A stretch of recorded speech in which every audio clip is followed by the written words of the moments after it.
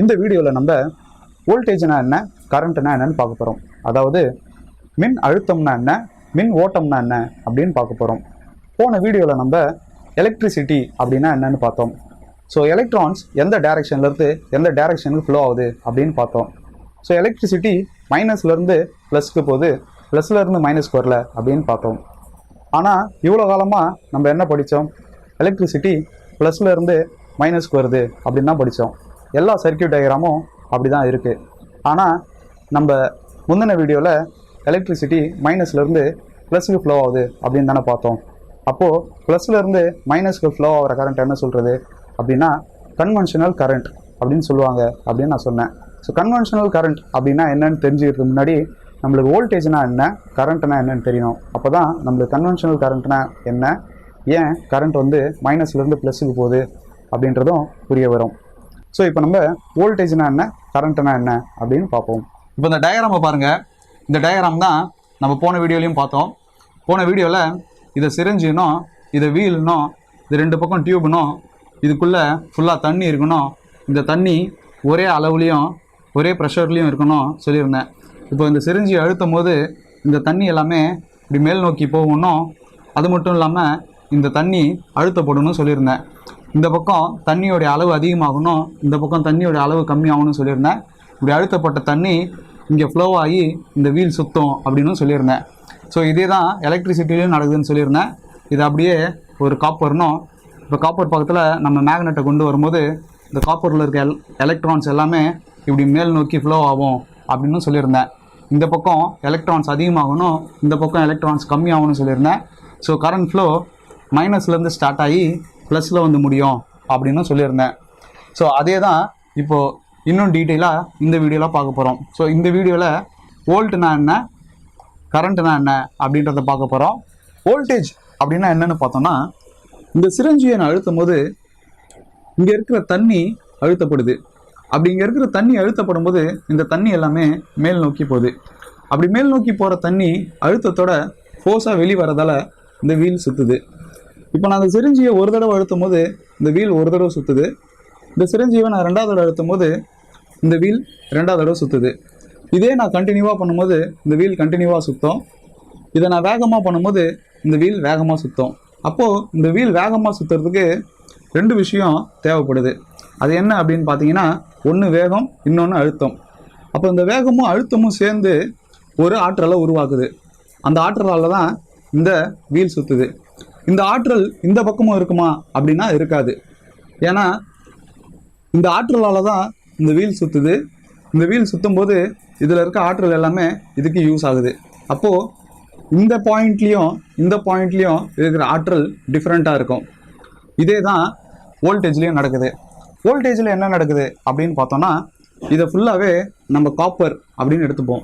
இப்போ இந்த காப்பர் பக்கத்தில் மேக்னெட்டை கொண்டு வரும்போது இதில் இருக்க எலக்ட்ரான் எல்லாமே மேல் நோக்கி ஃப்ளோ ஆகுது.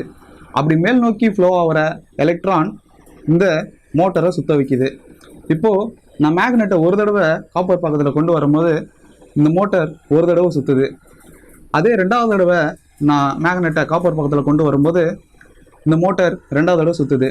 இதை நான் கண்டினியூவாக பண்ணும்போது இந்த மோட்டர் கண்டினியூவாக சுற்றுது. இதே நான் இதை வேகமாக பண்ணும்போது இந்த மோட்டர் வேகமாக சுற்றுது. அப்போது இந்த மோட்டர் வேகமாக சுற்றுறதுக்கு என்ன தேவைப்படுது அப்படின்னு பார்த்தீங்கன்னா, எலக்ட்ரானுடைய வேகமும் எலக்ட்ரானில் ஏற்படுத்துகிற அழுத்தமும், இந்த எலக்ட்ரானில் ஏற்படுத்துகிற அழுத்தமும் வேகமும் சேர்ந்து ஒரு ஆற்றலை உருவாக்குது. அந்த ஆற்றல் தான் இந்த மோட்டரை சுற்ற வைக்குது. இப்போ இந்த மோட்டர் சுற்றுறதுக்கு ஃபுல்லாகவே இந்த ஆற்றலை யூஸ் பண்ணிக்குது. அப்போது இந்த பக்கத்தில் இருக்கிற ஆற்றல் இந்த பக்கத்துலையும் இருக்குமா அப்படின்னா இருக்காது. ஸோ இந்த பக்கத்தில் அதிகமான ஆற்றலும் இந்த பக்கத்தில் குறைவான ஆற்றலும் இருக்கும். இந்த டிஃப்ரென்ஸை தான் நம்ம பொட்டான்ஷியல் டிஃப்ரென்ஸ் அப்படின்னு சொல்கிறோம். ஸோ வோல்டேஜ்னா என்னன்னு கேட்கும்போது potential difference between the 2 points சொல்கிறாங்க இல்லைங்களா, அது இதுதான். ஒரு பக்கத்தில் ஆற்றல் அதிகமாகவும் ஒரு பக்கத்தில் ஆற்றல் கம்மியாகவும் இருக்கும். ஸோ வோல்டேஜ் அப்படின்னா என்னென்னா, இந்த எலக்ட்ரானுடைய வேகமும் அந்த வேகத்தால் ஏற்படுத்துகிற அழுத்தமும் தான் வோல்டேஜ் அப்படின்னு சொல்கிறோம். இந்த வோல்டேஜ் ஒரு பாயிண்ட்லேருந்து இன்னொரு பாயிண்ட்டுக்கு டிஃபர் ஆகும். அதை தான் நம்ம பொட்டான்ஷியல் டிஃப்ரெண்ட் அப்படின்னு சொல்கிறோம். இப்போ கரண்ட் அப்படின்னா என்னென்னு பார்ப்போம். கரண்ட் அப்படின்னா என்னென்னு பார்த்தோம்னா, இப்போது இந்த வீலுடைய அளவு சின்னதாக இருக்குது, அதால் இதிலேருந்து வர தண்ணியால் இந்த வீலை சுத்த வைக்க முடியுது. இதே இந்த வீலுடைய அளவு பெருசாவோ இல்லை ஒரு கனமான மெட்டீரியலாகவோ இருந்தால் இதிலிருந்து வர தண்ணியால் இந்த வீலை சுத்த வைக்க முடியாது. அப்போது இந்த தண்ணியுடைய அளவை நம்ம அதிகப்படுத்தணும், அதாவது தண்ணியுடைய வால்யூமை நம்ம அதிகப்படுத்தணும். அப்போ நம்ம என்ன பண்ணுவோம் அப்படின்னா, இந்த சிரிஞ்சியை பெருசாக்குவோம், இந்த பைப்பையும் பெருசாக்குவோம். அப்படி பெருசாக்குறது மூலமாக இங்கேருந்து அதிகமான தண்ணி வெளியே வந்து இந்த வீலை சுத்த வைக்கும்.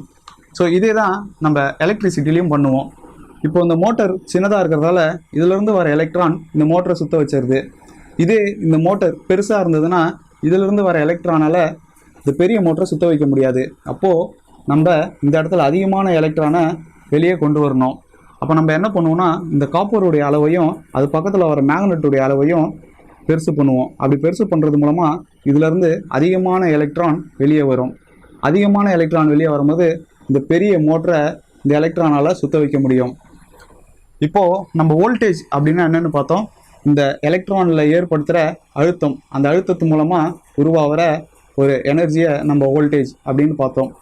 இப்போ கரண்ட் அப்படின்னா என்னென்னா, எவ்வளோ அளவில் எலக்ட்ரான் வெளியே வருது அப்படின்றது தான் நம்ம கரண்ட் அப்படின்னு சொல்கிறோம்.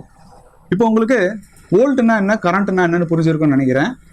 ஸோ ஒரு வீலை சுத்த வைக்க எப்படி தண்ணியுடைய வேகமும் தண்ணியுடைய அளவும் கரெக்டாக இருக்கணுமோ, அதே மாதிரி ஒரு மோட்டரை சுத்த வைக்க எலக்ட்ரானுடைய வேகத்தினால உருவாகிற அழுத்தமும் எலக்ட்ரானுடைய அளவும் கரெக்டாக இருக்கணும்.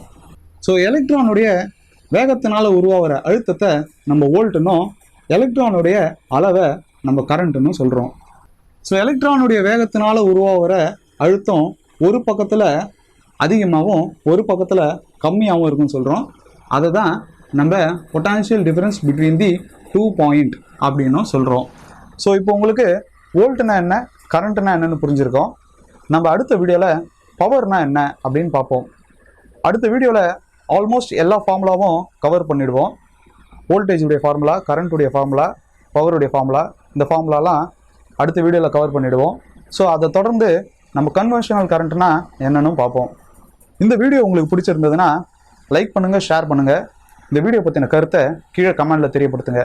மேலும் இது போன்ற வீடியோக்களை பார்க்க நம்ம அறிவியல் தேடலை சப்ஸ்கிரைப் பண்ணுங்கள். நன்றி, வணக்கம்.